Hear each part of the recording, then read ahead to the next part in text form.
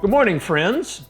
So today I will be reading a reflection from the book that AJ mentioned last week called Living Well by Presbyterian pastor and author Eugene Peterson.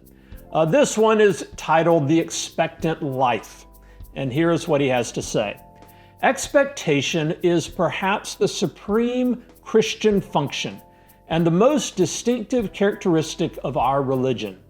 Christians should live on tiptoe, alert, joyful, affirmative, wide-eyed, ready. What are we looking forward to? In a word, God. We know that God comes. It is His most characteristic motion. He doesn't leave, He doesn't wander off. He comes to us, His people. In expectation of Christ, we should prepare ourselves to participate wholeheartedly in God's next move. So we have a choice to make.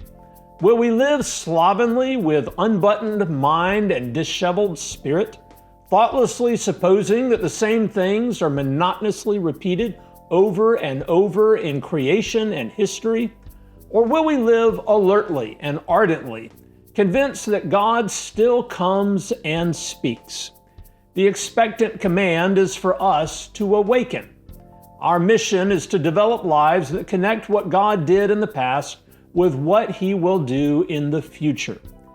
Will we live in spasms and jerks, in fits and starts, in fads and fashions?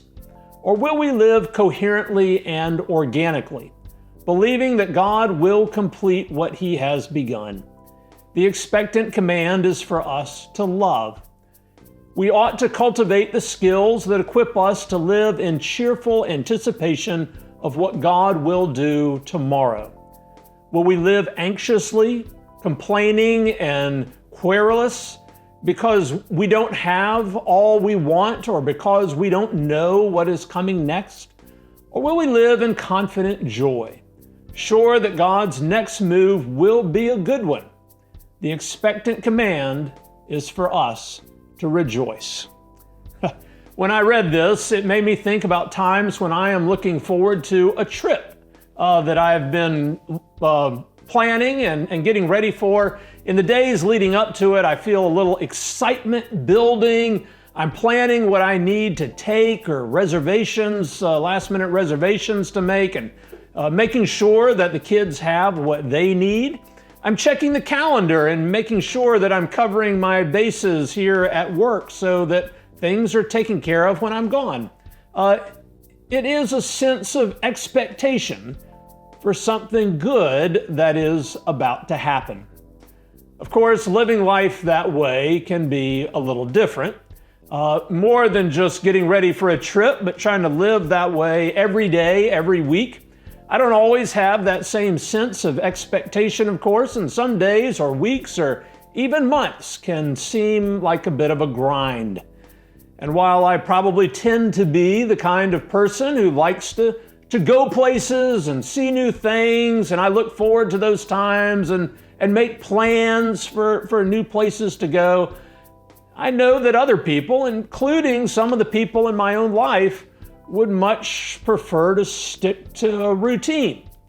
Predictability can be a great comfort. It certainly lowers the stress level. As a pastor, I know that both sorts of people exist, of course, in the church. And the same dynamics happen when we are deciding whether to do something here the same old way or try something new, which anytime you try something new in the church and all of those different personalities are involved, it can lead to stress, as those kinds of things do. My gut tells me that somehow God values both paths at the same time. There are benefits to maintaining the tradition and the routine. Those things help us to learn the faith and maintain a steady grounding as we go about our life together and live out our faith. But at the same time, God's Spirit tends to bring newness along the way too. We hear words like transformation and new life in the New Testament. So are we open to such things with a sense of expectation, even excitement, and with trust that God is at work, and even though it's something new, that it's going to be something good because it is in God's hands? Or do we face those decisions with more trepidation and dread? It's good thoughts for this week. I hope you have a wonderful week, friends. Bye.